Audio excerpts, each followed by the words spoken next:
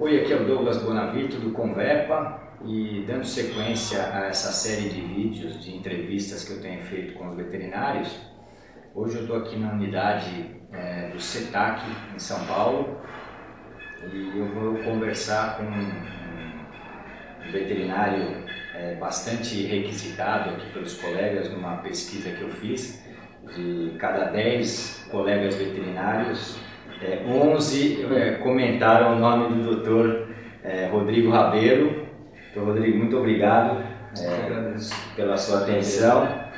O Dr. Rodrigo ele tem uma série de atividades, entre elas ele dá aula aqui no CETAC, que é um centro de ensino e treinamento em anatomia e cirurgia veterinária.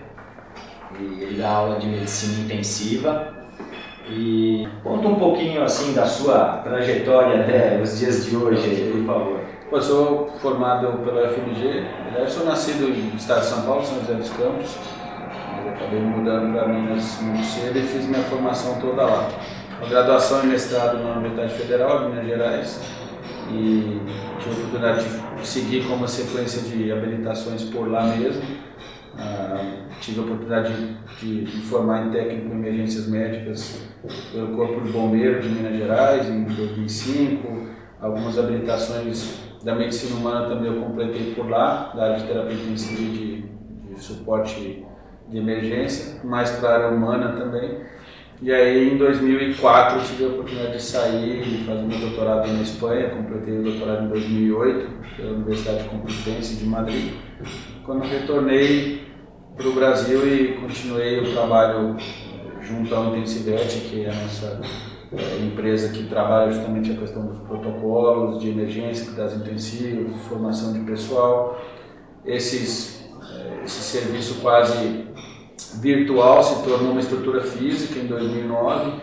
Em Belo Horizonte, o Intensivet até hoje é uma clínica que faz clínica geral, mas que tem foco em internação e atividade de cuidado intensivo, reabilitação do paciente grave. Já o ano passado a gente abriu a segunda unidade em Brasília e agora em São Paulo, aqui junto com o CETAC, praticamente no estilo quase joint venture, a Intensivet se uniu, o CNPJ ao CETAC no ponto de vista hospitalar, para conseguir trazer um pouco da excelência de ensino que o CETAC tem já também há praticamente 8 anos com a nossa experiência hospitalar e iniciando o próximo ano, se Deus quiser, com um serviço mais abrangente. E todo o trabalho aí associativo, corporativo, junto da especialidade de medicina intensiva desde 2003, com a criação da Sociedade Brasileira de Terapia Intensiva e Emergência, a BVEX, que é a sociedade responsável pela especialidade aqui no Brasil, uma das poucas reconhecidas pelo Conselho Federal como especialidade médica veterinária, que foi um trabalho bastante grande nos últimos anos. E também a sociedade latino-americana, a qual a brasileira é parte fundadora do processo.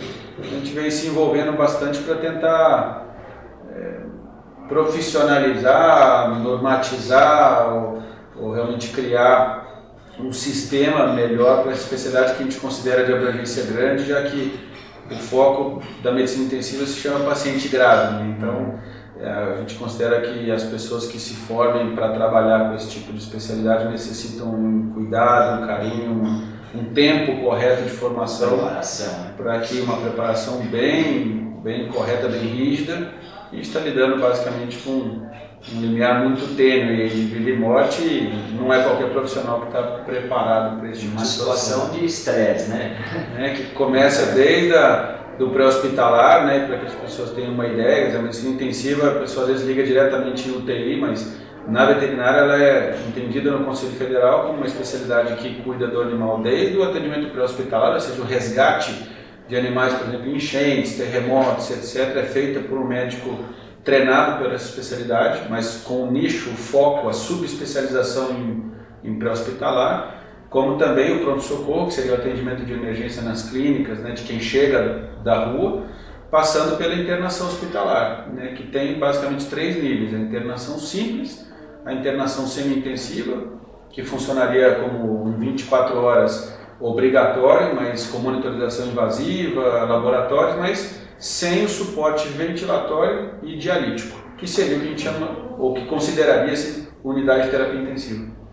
E isso é uma normatização que a gente espera que as clínicas também atendam quando propaguem os seus serviços de terapia intensiva ou de internação, já que por normativa da sociedade, a UTI ela tem que constar de, além de profissionais habilitados, serviço de assistência respiratória 24 horas, diálise, laboratório e imagem disponível. Então, todos esses critérios eles são disponíveis pela Sociedade Brasileira de Terapia Intensiva Veterinária, né, que comanda a especialidade, e a gente até aproveita para convidar os clínicos ou os proprietários de estabelecimentos veterinários que queiram, né, aumentar o seu nicho de trabalho, seja para o hospitalar, para emergência, não entendam muito como funciona, procurar a sociedade, até em nosso contato, se for o caso, para se informar mais de realmente o que seria, né? Eu quero montar uma UTI, agora a gente tem normativas novas do Conselho Federal vindo por aí, resoluções como a 1015, que vem sendo muito discutidas sobre novos equipamentos, necessidades,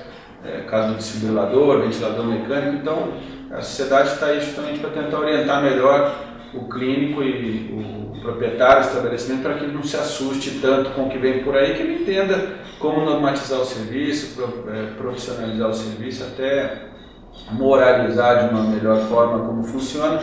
A gente tem que entender que, felizmente ou não, a gente tem que se adequar a condições mínimas de trabalho, já que se a gente optou por trabalhar para hospitalar, não é qualquer tipo de lugar que a gente pode fazer isso, e ninguém levaria um parente próximo, um filho ou o que seja, para realizar uma cirurgia cardíaca num posto de saúde que faz vacinação. Isso é uma coisa óbvia, tão óbvia quanto a gente deveria também seguir a mesma normativa do Conselho Federal. Lembrando que a separação de consultório, clínica e hospital sempre existiu. Pode não ter sido cumprida nos últimos 50 anos, mas sempre existiu. O que o Conselho está fazendo agora com essa resolução nova é mais ou menos moralizar o que já vinha sido descrito, aceito e, quem sabe, não tão fiscalizado. E já melhorando, porque tem que se adequar. Nós estamos em 2014 e muita coisa melhorou. Tomografia, ventilação mecânica, coisas apareceram. E isso não está normatizado. E a gente considera importante que realmente o Conselho, via seu grupo aí de sua secretaria para esses assuntos específicos, tenha tido essa iniciativa. A gente apoia isso, obviamente com o tempo correto para que as pessoas se adaptem. Mas para isso está a sociedade, né, de especialidade, para informar, melhorar a estrutura das pessoas, mas a gente espera que o pessoal tenha um pouco de paciência. Toda mudança dói um pouco, mas pode ter certeza que o grupo que trabalha aí é um grupo muito sério, um grupo muito profissional e que não está fazendo isso com nenhum outro objetivo que não seja melhorar inclusive a nossa visão, a visão que os profissionais do resto do mundo têm da gente aqui no Brasil. Né? É bom, sempre é para melhorar mesmo, para valorizar cada vez mais a nossa classe e a especialidade, né? Acho que quando a gente fala em intensivismo, resumidamente, o intensivismo ele engloba que atividades do profissional? A especialidade do Conselho Federal de Medicina Veterinária hoje ela está cadastrada, está registrada como Medicina Veterinária Intensiva. Como eu estava comentando, ela se divide em alguns nichos. Então, a emergência pré-hospitalar, a emergência hospitalar, que seria o pronto-socorro, a internação hospitalar. Dentro da internação hospitalar você tem níveis de gravidade. Você tem uma internação simples, vamos dar um exemplo de um corte que o animal sofre, ele tem que fazer uma sedação, uma anestesia local, uma sutura, ou um pós-operatório de uma castração, por exemplo, uma cirurgia simples de rotina. Esse doente ele passa por momentos que ele precisa de suporte médico, então que seja por poucas horas, pouco suporte. Ele não precisa de uma monitorização tão invasiva, ele não precisa estar entubado, ele precisa de alguém olhando um acesso vascular simples, cuidando de um curativo. Isso a gente chama de internação simples ou de enfermaria. Também é parte desse nicho da especialidade. Subindo a gravidade, ele vai necessitar cuidados 24 horas. Então, ele vai precisar de um suporte hemodinâmico, ele pode precisar de transfusão sanguínea, nutrição via sonda, suporte parenteral, ou mais exames laboratoriais. Ele não pode ficar sozinho. Então, ele é um paciente de internação semi-intensiva. E aí o intensivismo, na teoria, ele deveria só incluir o último nicho, que é o nicho de terapia intensiva. Então, é um doente que precisa de equipe especializada, provavelmente, e é obrigatório por conceito, que exista assistência de ventilação mecânica o tempo todo, necessidade de suporte dialítico, eu tenho que ter disponibilidade disso no meu serviço, e quando se diz suporte, eu digo não só a hemodiálise, mas todas as suas variações, como a hemoperfusão, ou mesmo diálise peritoneal e por aí vai, e suporte de colocação de próteses de monitorização diversas, pressão intracraniana, pressão intraabdominal, pressão arterial invasiva e por aí vai. Quer dizer, isso sim seria terapia intensiva, unidade de terapia intensiva, uma UTI. E o intensivismo seria basicamente o que se popularizou como UTI, como a gente comentava, estágio, né? E como a gente comentava em off, infelizmente, acho que pela ansiedade, de repente, ou até pela necessidade de um marketing melhor, muitas clínicas acabaram usando do termo UTI e do termo intensivismo, intensivista, para maquiar a antiga internação pura e o antigo plantonista, né? Então a gente trocou o nome internação para UTI, porque hoje a gente melhorou realmente a parte de equipamentos, muitas clínicas trabalham com bombas de infusão, monitorização, e os plantonistas se tornaram intensivistas, né? Então isso acabou tornando a coisa mais bonita, bem maquiada, mas infelizmente o treinamento ainda precisa de ser melhorado. Esse é o papel que a sociedade vem fazendo na sua formação de profissionais. O intensivismo ele vem crescendo muito, né? Hoje você tem uma necessidade grande, né? Existe uma carência do profissional com o surgimento de hospitais 24 horas. Então vem surgindo a necessidade de nesses hospitais ter um profissional que tenha essa formação na medicina intensiva. Eu acho que isso que ajudou muito com que o intensivismo, a medicina intensiva, crescesse também, né? Hoje é o carro-chefe do CETAC, seria o intensivismo, a medicina? Olha, o CETAC ele se formou todo em cima da cirurgia e da anatomia, né? Era a história inicial. O professor Alexandre Saladino é o responsável por essa parte e a professora Elaine Persuto pela área de clínica médica, e justamente essa necessidade, essa história que você comenta, que gerou a demanda. E o pilar da medicina intensiva acabou crescendo em cima dessa parceria. A gente está junto há 5 anos praticamente, e hoje pode-se dizer que a gente não é o carro-chefe, mas a gente completou um suporte para um telhado de 3 pilares importantes aí que estava faltando, e a gente trabalha em sincronia extrema. Daí surgiu a oportunidade de criar um serviço hospitalar que unisse isso tudo, né? Então a gente consegue hoje trabalhar a clínica médica geral de uma forma bem padronizada, um serviço cirúrgico que tem um suporte pós-operatório de terapia intensiva adequado, uma emergência que esteja capacitada para receber os animais de diversas origens. O CETAC tem uma característica de ter convênios com algumas ONGs, recebe animais resgatados especificamente de algumas organizações não governamentais. Ele faz trabalho social também no seu suporte de educação junto à população. Então acabou sendo uma necessidade grande de ter um serviço que pudesse ajudar melhor a receber melhor esses animais de emergência. A gente vem formando os profissionais para isso, né? E preparando esses profissionais para o ano que vem poderem se habilitar a participar da prova de titulação para especialista que o Conselho Federal promove junto com a Sociedade de Especialidade. A partir daí, esse pilar aí sim vai estar completo, que a gente pode dizer que teremos intensivistas especialistas trabalhando esses nichos. Nós estávamos conversando antes, estava conversando aqui com o Dr. Rodrigo, ele me falou que o primeiro título de especialista será concedido para um intensivista, né? Exatamente.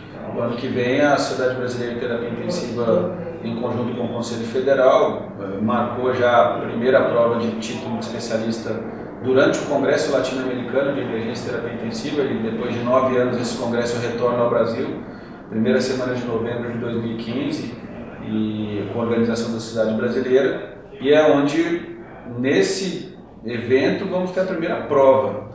Então diria que até lá o Brasil ainda não tem médicos veterinários intensivistas. Por isso o cuidado, inclusive como rege o nosso próprio código de ética, de não utilizar a denominação incorreta no momento de facultar os seus profissionais que especialidade que ele atua. Então, realmente hoje as clínicas têm medicina intensiva, elas têm pessoas especializadas em ou dedicadas à medicina intensiva, mas tomar o cuidado de não usar o termo especialista em terapia intensiva, como infelizmente acontece com algumas outras especialidades, por um motivo simples.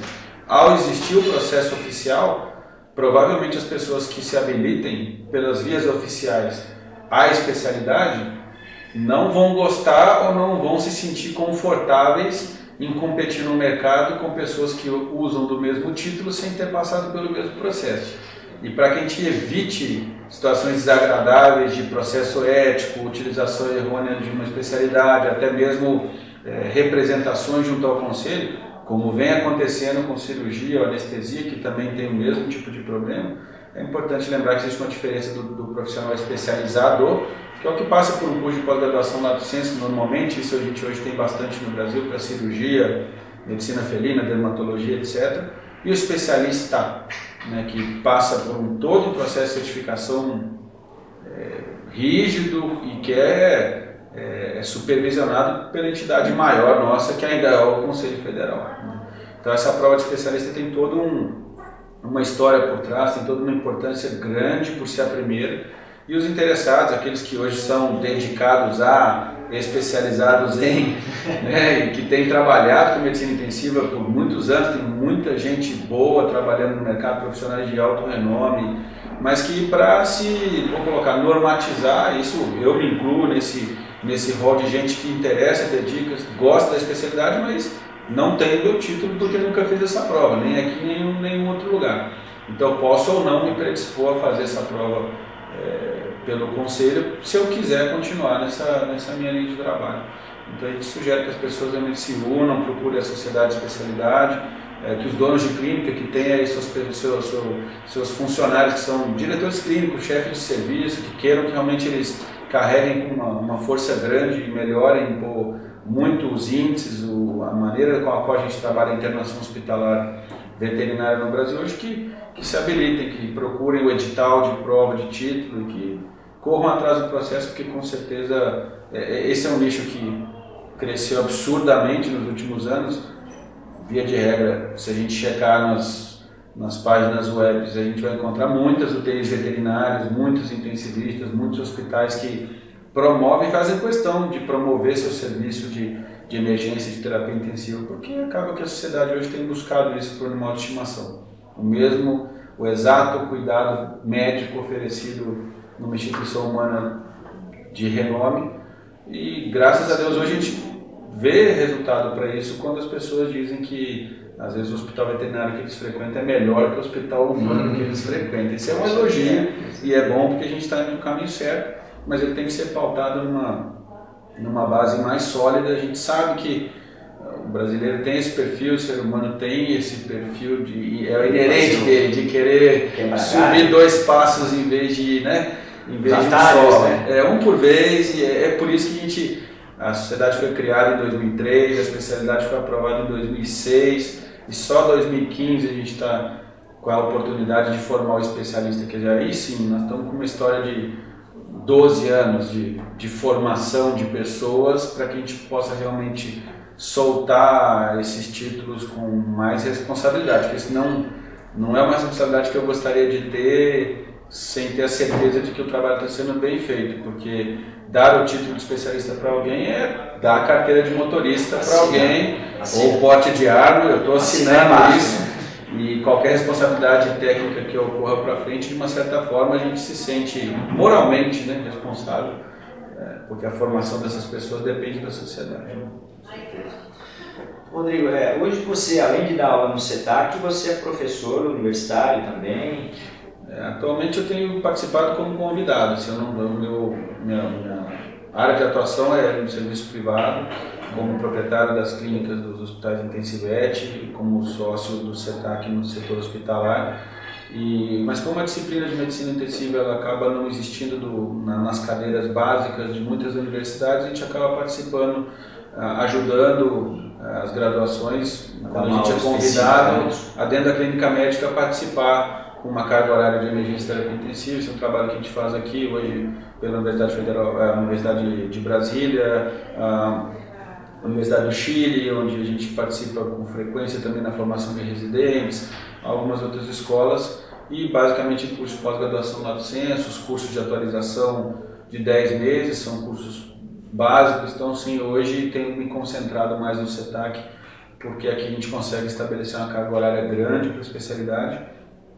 Temos esses 3 níveis de curso que vão apoiar desde o estudante, o recém-formado, ou o médico que já é formado há mais tempo e gostaria de aprender um pouco mais ou se atualizar na especialidade, passando pelas habilitações oficiais da Sociedade Latino-Americana. O CETAC é a entidade chancelada pela LAVEX, que é a Sociedade de Emergência da Latinoamérica, a promover essas habilitações aqui no Brasil.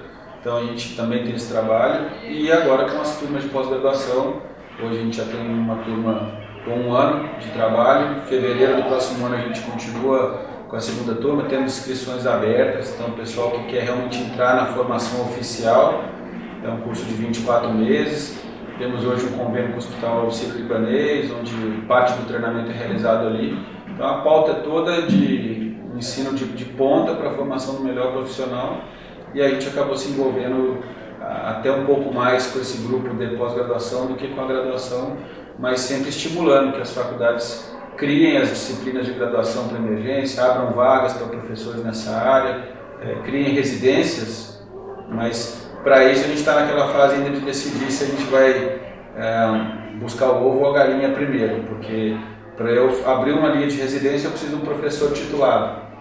Esse professor titulado não existe porque nunca houve a prova de título, então a gente espera que a partir do momento que se formem especialistas, que eles possam direcionar linhas de mestrado, doutorado, porque a especialidade ela é oficial, ela é reconhecida pelo Conselho, isso pode ser feito. Então, mais uma vez, convido os colegas, principalmente o pessoal que trabalha na área acadêmica, a se informar no Conselho mesmo, na própria BVEC, sobre como trabalhar esse tipo de formação, porque a gente sabe que a emergência ainda é muito deficitária na graduação. A gente já tem uma carga horária minúscula para a clínica médica de pequenos animais na nossa rotina, infelizmente. Dentro de um currículo de 5.000 horas, 45, 60 horas é muito pouco, e é difícil, o pessoal às vezes tem que rebolar para conseguir colocar a emergência aí no meio. Mas é inadmissível pensar que um profissional com 5 anos de faculdade saia da faculdade sem noções mínimas de uma reanimação cardiopulmonar, de como maneja um desfibrilador. Ele é um médico, vai trabalhar numa clínica, ele teria obrigação disso. A gente também tem esse trabalho de tentar organizar um pouco isso. Mas nas cidades grandes, né, onde os animais estão mais propensos a sofrer algum tipo de atropelamento, coisas do tipo. Com certeza absoluta. E o clínico ele está ali, qualquer coisa pode acontecer, né? Desde uma vacininha até um animal realmente num caso bem mais grave, então a gente tem que estar realmente preparado. Cabe lembrar que a gente sempre percebe, se os números não deixam, não nos permitem mentir, a maioria das emergências acontece dentro do próprio hospital e vem de situações eletivas, muitas vezes. Então, são pós-operatórios de cirurgias consideradas simples, reações a procedimentos simples como a própria vacina. Então, mesmo uma pet shop que realiza o procedimento vacinal deveria ter o mínimo de condições, ou de encaminhar um centro próximo ou informar o proprietário que, em caso de reação, que ele se dirija a um ambiente especializado e não retorne à pet shop, ou que a pet shop, como consultório, esteja minimamente preparada para atender, porque se ele aplica uma vacina que pode gerar uma reação... Rodrigo, inclusive você é autor de alguns livros, eu estava vendo ali, você poderia mostrar para a gente os seus livros, falar um pouquinho sobre eles? A gente, desde 2005, a gente vem produzindo alguns materiais, a gente tem o Fundamentos de Terapia Intensiva, é um primeiro livro que a gente publicou, que é justamente a base da terapia intensiva. Ele leva um prefácio, uma apresentação do professor Eliezer Silva, que é um dos mentores do nosso trabalho da área da medicina humana, que trabalha hoje no Hospital Albert Einstein. E um trabalho muito gostoso, a gente trabalhou com muitos autores. trabalha basicamente os fundamentos da terapia intensiva, e depois disso 2 livros voltados mais para a área de emergência mesmo, do pronto-socorro. O Emergência de Pequenos Animais hoje está disponível em sites como americanas.com, Submarino, onde as pessoas podem adquirir pela internet. A gente são 90 autores que participam com a gente, se eu não me engano, 12 países diferentes. E esse livro conta com alguns vídeos de procedimentos de emergência, que você também tem acesso via web, pelo site da editora. Então são trabalhos que a gente também, é outra labor que a gente vem batalhando ao longo desse tempo para melhorar a formação dos colegas, guardar um pouco, deixar um pouco, né, um legado de outros colegas também que colaboram com a especialidade, e a gente espera continuar produzindo mais material, né? E por último tem o guia de condutas, o nosso guia de condutas da empresa, do Intensived, para que os funcionários, estagiários também tenham uma noção de quais são os protocolos. A gente acabou publicando para que os clínicos também conheçam um pouco desse trabalho, as fichas, os protocolos mínimos de acesso ao paciente de emergência. E seria um passo a passo, vamos dizer passo assim? Passo a passo, truques, segredos, né? Aquele livro que a gente a gente diz que ele é um guia de bolso, mas tem que ter um bolso meio grande, né? Mas é um guia de bolso, feito para realmente ser batido aí ao longo do atendimento, estar presente sempre em todo o plantão, e para não deixar escapar nenhum detalhe. Ótimo. Rodrigo, se os nossos colegas veterinários quiserem mais tirar alguma dúvida, ter mais alguma informação, você queria deixar um site, um e-mail? Queria convidar todos para frequentar sempre a página do CETAC, o cetacvet.com.br. Essa é a nossa página web hoje, onde o Intensived vem incluindo as suas informações. Dentro do site você tem acesso a todos os cursos, calendário de cursos, eventos. Dia 5 a 7 de novembro, agora próximo, em Amparo, no Hotel Santana, a gente tem o 4º simpósio da BVEX, da Sociedade Brasileira de Terapia Intensiva. O primeiro encontro VET Target, que é um encontro focado em especialistas formados aqui do CETAC Intensived. Então, um evento de imersão de 3 dias, de ponta realmente, bastante interessante. Convido vocês a checar isso no site, sempre tem uma novidade. E, bom, pelo e-mail intensived@gmail.com, vocês podem tirar dúvidas, entrar em contato. A gente tem hoje contatos com várias empresas para facilitar